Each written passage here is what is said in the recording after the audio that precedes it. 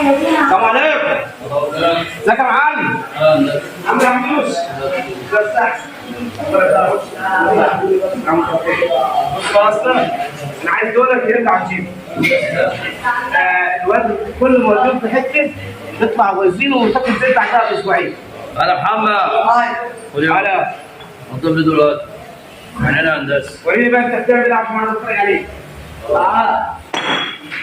اول حاجه نرفع الراس هنا تتخرج. بعد ما تتخرج تمام. ترجع تدعيم.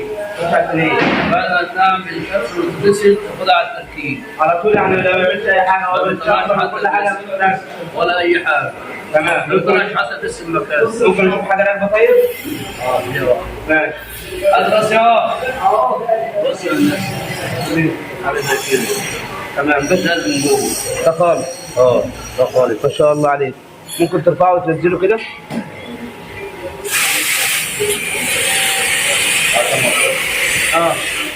ركبت 100 ما شاء الله. مش عايز يجي. لا ممكن على اقل حاجه. لا يومين. تمام.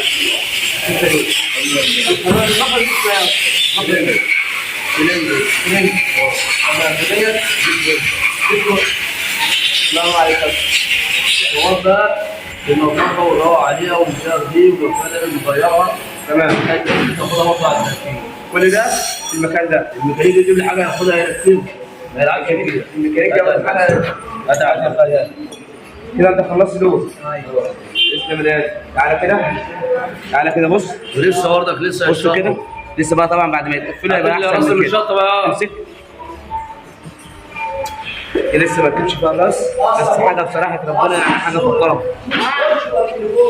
ما تيجي بقى نروح عند النص اللي بيلحم ونشوف الدنيا معاه ايه. تعالى معانا كده. خد يا استاذ دي.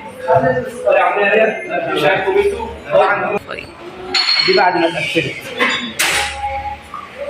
لا بجد يعني حاجه تسلم ايدك اصلا. تسلم ايدك. الجمال والحلاوه دي حبيبي. تعالى بره عند اللي بيفهم ونشوف الدنيا معاه ايه. لا وانت